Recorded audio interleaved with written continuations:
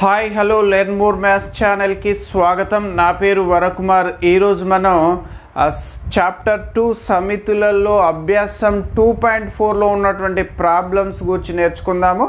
So already మనం అభ్యాసం 2.3 వరకు కంప్లీట్ చేసుకున్నాము. సో ఇది అభ్యాసం 2.4లో ఫస్ట్ ప్రాబ్లం. సో చూడండి ఏమడుగుతున్నాడో, క్రింది సమితులలో ఏవి శూన్య సమితిలో ఏవి కాదో తెలపండి. సో కింద మనకు కొన్ని సమితులు ఇచ్చాడు. ఆ సమితులలో శూన్య సమితులు ఏవవుతాయి, శూన్య సమితులు ఏవి కావో చెప్పమంటున్నాడు. సో దానికంటే ముందు మనకు శూన్య సమితి అంటే ఏంటో తెలియాలి. సో ప్రీవియస్ వీడియోలో నేను సమితులు రకాలకు సంబంధించినటువంటి వీడియో చేశాను. అది చూసినట్లయితే ఈజీగా అర్థమవుతుంది. సో శూన్య సమితి, శూన్యం అంటే ఏం లేదు అని అర్థం, దాని పేరులోనే ఉంది. మూలకాలు లేనటువంటి సమితిని శూన్య సమితి అంటారు. మూలకాలు లేనటువంటి సమితిని శూన్య సమితి అంటారు. సో చూడండి, మనకు ఫస్ట్ ప్రాబ్లంలో 5 బిట్స్ ఉన్నవి. సో ఇది ఫస్ట్ బిట్. ఒక బిందువు గుండా వెళ్ళే సరళ రేఖల సమితి అంటే, ఒక బిందువు గుండా వెళ్ళే సరళ రేఖల సమితి అంటే బిందువు గుండా సరళ రేఖలు ఉంటేనేమో, బిందువు గుండా వెళ్ళేటువంటి సరళ రేఖలు ఉంటేనేమో అది శూన్య సమితి కాదు. బిందువు గుండా వెళ్ళేటువంటి సరళ రేఖలు లేకుంటే శూన్య సమితి అవుతుంది. సో చూద్దాము ఉంటాయో ఉండవో. సో ఒక బిందువు అన్నాడు. సో చూడండి, ఇది ఒక బిందువు. సో ఈ బిందువు గుండా వెళ్ళేటువంటి సరళ రేఖల సమితి. సో ఇవన్నీ కూడా ఈ బిందువు గుండా వెళ్ళేటువంటి సరళ రేఖలు. కాబట్టి మూలకాలు ఇచ్చినటువంటి సమితిలో మూలకాలు ఉన్నాయా లేవా? ఉన్నాయి.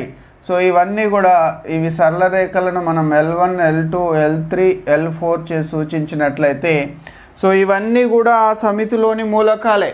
సో ఒక బిందువు ద్వారా వెళ్ళేటువంటి సరళ రేఖలు సో అనంతంగా ఉంటాయి. కాబట్టి ఇది ఒక శూన్య సమితి కాదు. శూన్య సమితి కాదు, ఎందుకు? మూలకాలు ఉన్నాయి కదా.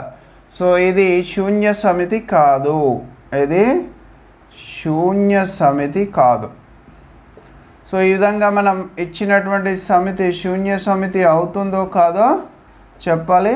సో ఇది మనకు first bit. So next second bit చూడండి. 2 చే భాగించబడి బేసి సహజ సంఖ్యల సమితి.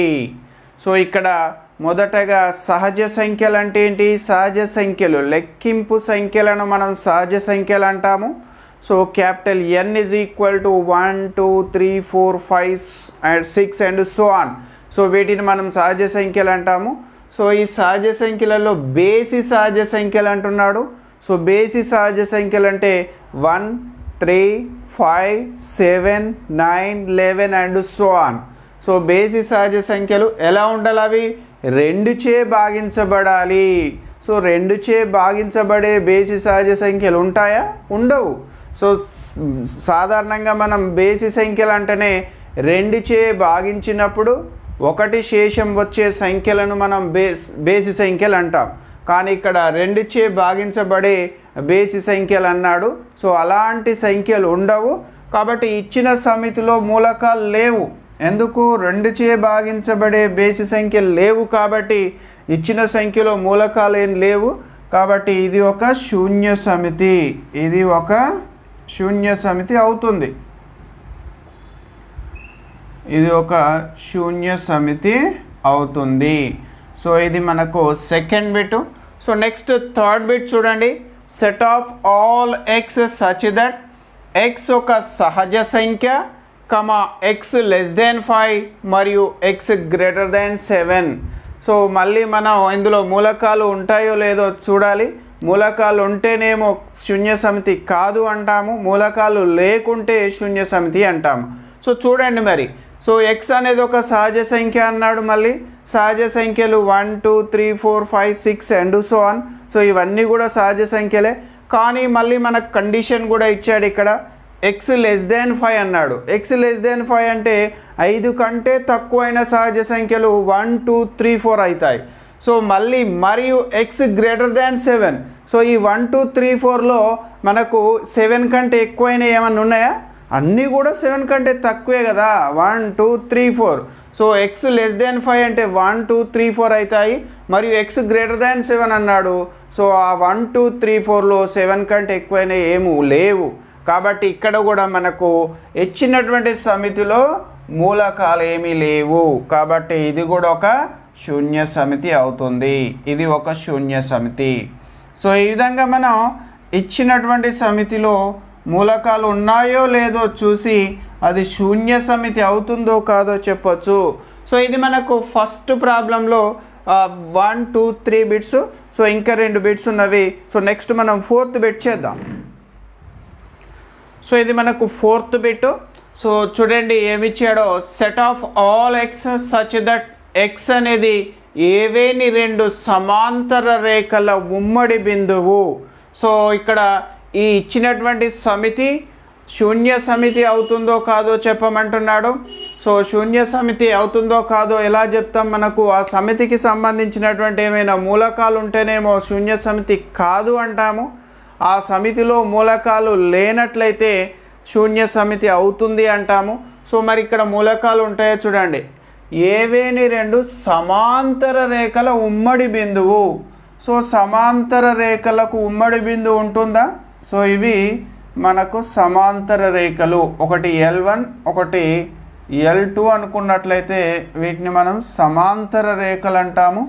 సో ఈ రెండింటిని ఖండించితే మనకు ఉమ్మడి బిందువు ఏర్పడుతుంది. ఉమ్మడి బిందువు ఉంటుందా సమాంతర రేఖలకు? అసలు ఆ రేఖలు కలుసుకోవు. సో ఉమ్మడి బిందువు ఉండదు ఇక్కడ. సో ఎప్పుడు ఉమ్మడి బిందువు ఉంటుంది? ఖండన రేఖలు అయితే ఉమ్మడి బిందువు ఉంటుంది. సో ఇవి ఖండన రేఖలు. సో మనం ఈ బిందువును ఉమ్మడి బిందువు అంటాము, ఈ బిందువును ఉమ్మడి బిందువు అంటాము. సో ఖండన రేఖలు. సో ఇలాంటి ఉమ్మడి బిందువు ఇక్కడ ఉంటుందా? ఉండదు. సమాంతర రేఖలకు ఉమ్మడి బిందువులు అనేవి ఉండవు. కాబట్టి ఇచ్చినటువంటి సమితిలో వీటిని మనం ఖండన రేఖలు అంటాము. సో కాబట్టి ఇచ్చినటువంటి సమితిలో మూలకాలు అనేవి ఏమి ఉండవు. ఇక్కడ మనకు సమాంతర రేఖలకు ఉమ్మడి బిందువు ఉండదు కాబట్టి ఇచ్చిన సమితిలో మూలకాలు లేవు. కాబట్టి ఇది ఒక శూన్య సమితి. ఇది ఒక శూన్య సమితి అవుతుంది. ఇది ఒక శూన్య సమితి. సో ఇది మనకు 4th బిట్.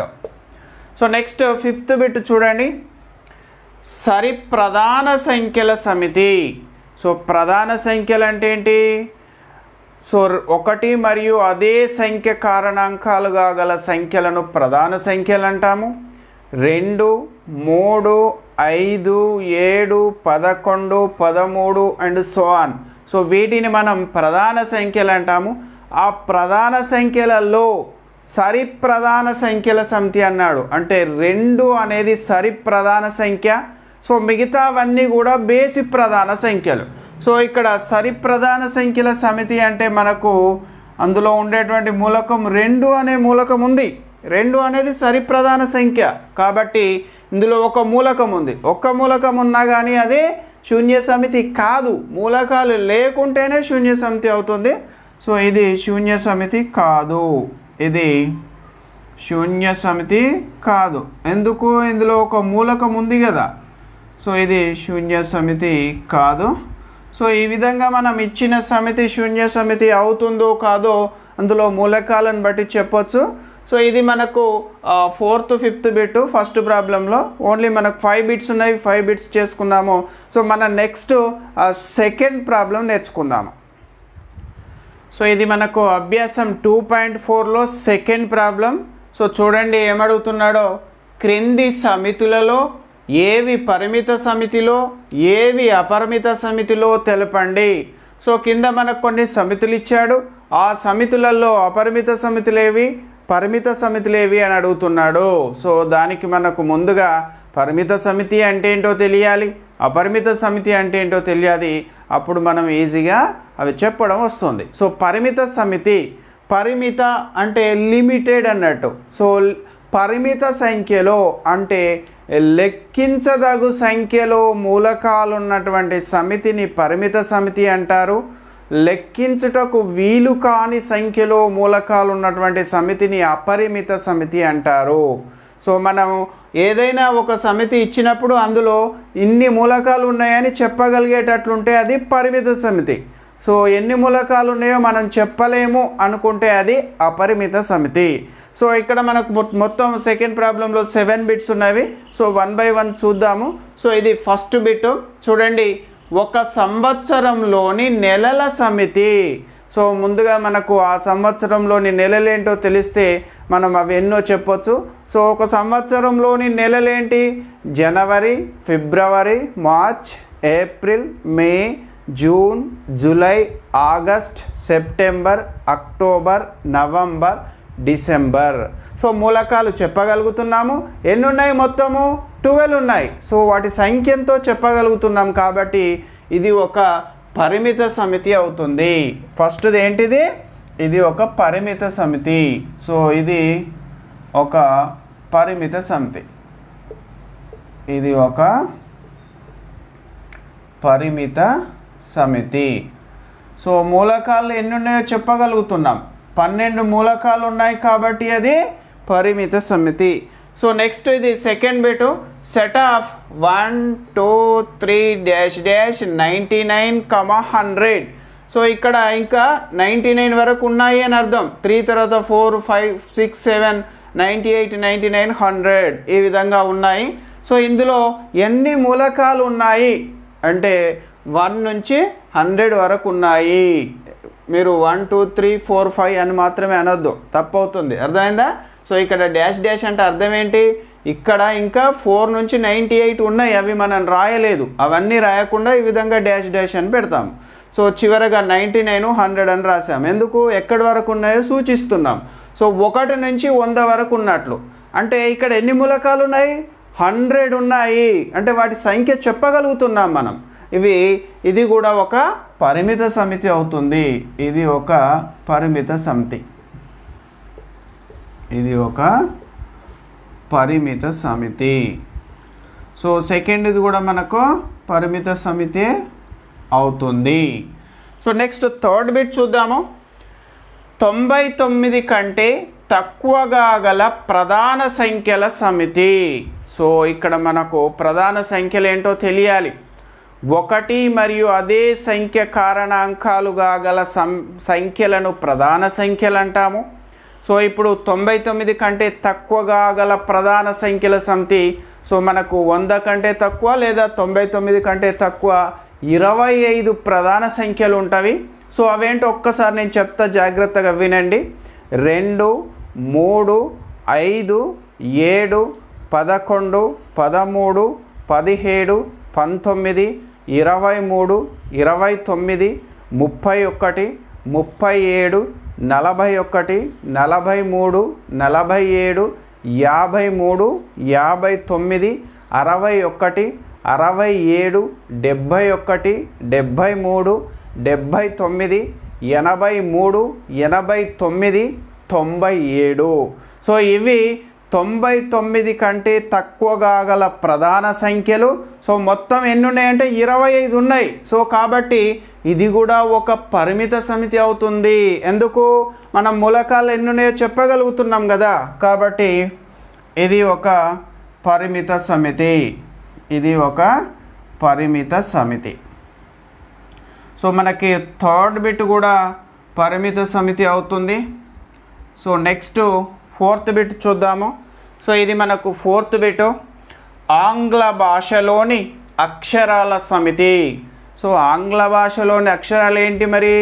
ABCDEFGHIJKLMNOPQRSTUVWXYZ. సో ఇవి ఆంగ్ల భాషలోని అక్షరాలు. సో ఎన్ని ఉన్నాయి? 26 ఉన్నాయి. అవి ఎన్ని ఉన్నాయో చెప్పగలుగుతున్నాం కదా. 26 అక్షరాలు ఉంటాయి ఆంగ్ల భాషలో. కాబట్టి ఇది కూడా ఒక పరిమిత సమితి అవుతుంది. సో వాటి సంఖ్యతో చెప్పగలుగుతున్నాం. ఇది ఒక పరిమిత సమితి. సో ఫోర్త్ బిట్ కూడా పరిమిత సమితి అవుతుంది. ఇది ఒక పరిమిత సమితి. సో ఇప్పుడు ఇచ్చినటువంటి 4 కూడా అంటే ఫస్ట్ సెకండ్ థర్డ్ ఫోర్త్ అన్నీ కూడా మనకు పరిమిత సమితి అయినాయి. సో మనకు టోటల్గా 7 బిట్స్ ఉన్నవి సెకండ్ ప్రాబ్లంలో. సో నెక్స్ట్ మనం 5th బిట్ చూద్దాం. సో ఇది మనకు 5th బిట్ సెకండ్ ప్రాబ్లంలో. సో x అక్షానికి సమాంతరంగా గీయగల రేఖల సమితి. సో ఇది పరిమిత సమితి అవుతుందా అపరిమిత సమితి అవుతుందా చెప్పమంటున్నాడు. సో చూడండి, x అక్షానికి సమాంతరంగా అంటే చూడండి, ఇప్పుడు ఈ విధంగా ఇది x అక్షం అవుతుంది, ఇదేమో y అక్షం అవుతుంది. సో x అక్షానికి సమాంతరంగా గీయగల అంటే ఇగో ఇది x అక్షానికి సమాంతరంగా గీసేటువంటి రేఖలు ఇవన్నీ కూడా. సో ఎన్ని గీయొచ్చు? ఇలా అనంతమైన రేఖలు గీయొచ్చు x అక్షానికి సమాంతరంగా. సో ఎన్ని ఇక్కడ గీసినవి మాత్రమే కౌంట్ చేసి చెప్పొద్దు. సో ఇలాంటివి ఇంకా మనం చాలా రేఖలు గీయొచ్చు. సో x అక్షానికి సమాంతరంగా గీయగల రేఖల సమితి సో అపరిమితము. సో మనం ఎన్ని రేఖలు గీయొచ్చో చెప్పలేము, కాబట్టి ఇది ఒక అపరిమిత సమితి. ఇది ఒక అపరిమిత సమితి. సో ఎన్ని రేఖలు గీయొచ్చో మనం చెప్పలేము, అపరిమిత సమితి. సో ఇక్కడ 5th బిట్ మనకు అపరిమిత సమితి అవుతుంది. సో నెక్స్ట్ 6th బిట్ చూడండి, 5 యొక్క గుణిజాల సమితి. సో 5 యొక్క గుణిజాలు ఎలా వస్తాయి? 5 చేత 1 2 3లను గుణించుకుంటూ వెళ్తే 5 యొక్క గుణిజాలు వస్తాయి. So 5 × 1, 5 × 2, 5 × 3, 5 × 4, 5 × 5 and so on. So మరి ఇక్కడ ఇది పరిమితమా అపరిమితమా అంటే అందులో ఉన్నటువంటి మూలకాలు ఏంటో చెప్తా చూడండి నేను.